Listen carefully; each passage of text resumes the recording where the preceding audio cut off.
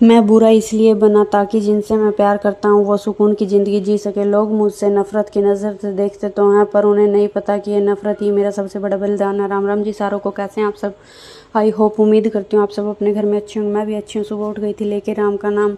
और आप comment box में ज़रूर बताएं आप मेरा व्लॉग कहाँ से देख रहे हैं। सुबह उठकर मैंने नहा धोकर बना दी थी सब्जी। आप सब देख सकते हैं चने उबाले थे।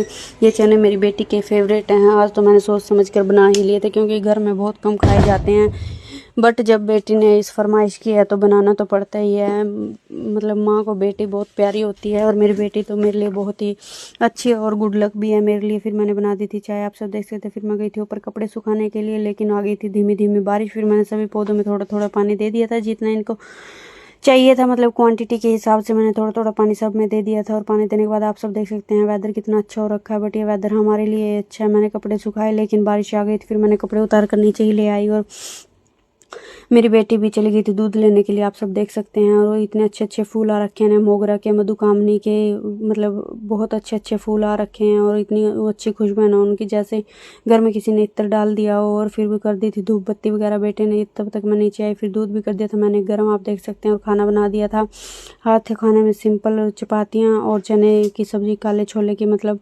और बच्चों के कर दिए थे लंच बॉक्स पैक, आप सब देख सकते हैं। तब तक आ गई थी वैन। वैन आने के बाद उससे पहले मैंने बर्तन भी क्लीन कर लिए थे फटाफट। फिर बच्चों की वैन आ गई थी। बच्चों को टाटा बाय बाय बोलने के बाद इनको वैन तक छोड़ आई थी। फिर मैंने दिया घर में झाड़ू। पूरे घर में झाड़ू देने के बाद इस कचरे को धक्के मारकर घर से निकाल दिया था, आप सब देख ही सकते हैं।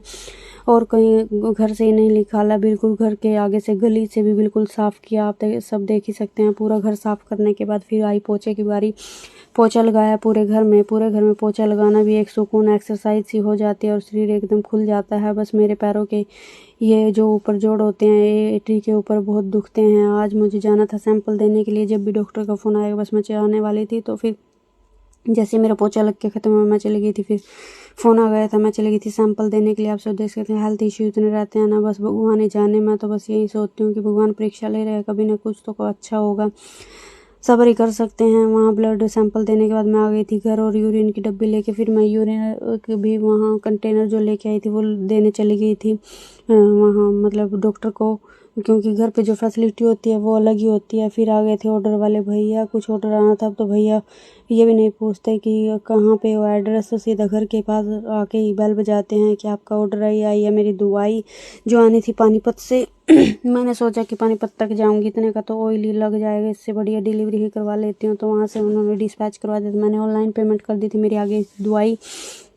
मेडिसिन वगैरह आ गई थी। फिर मैंने बनाया दोपहर का खाना, आप सब देख सकते हैं।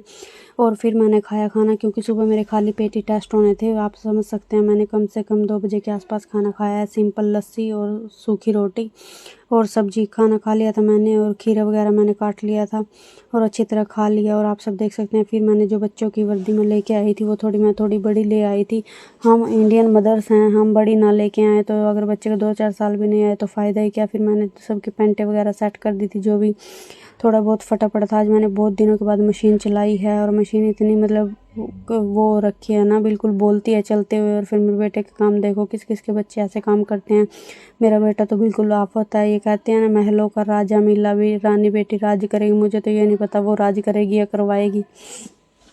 फिर मैंने उतारी शर्ट और फिर मेरी बेटी कर रही थी स्कूल का काम, आप सब देख सकते हैं। और मेरा बेटा देख रहा था टीवी। ये तो एकदम राजा की तरह रहता है और सोचता है, कहता भी है कि मैं ही मालिक हूँ, ये है वो है। बच्चे को, लड़के को होता ही है, बड़ा फ़र्क रहता है लड़के और लड़की में, दोनों में।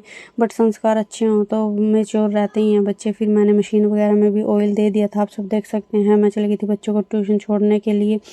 मशीन में अच्छी तरह तेल मैंने दे दिया था और मशीनें हो गई थी एकदम हल्की। फिर मैं जब इनको छोड़ने के लिए जा रही थी तो धीमी धीमी बारिश आ रखी थी, आप सब देख ही सकते हैं।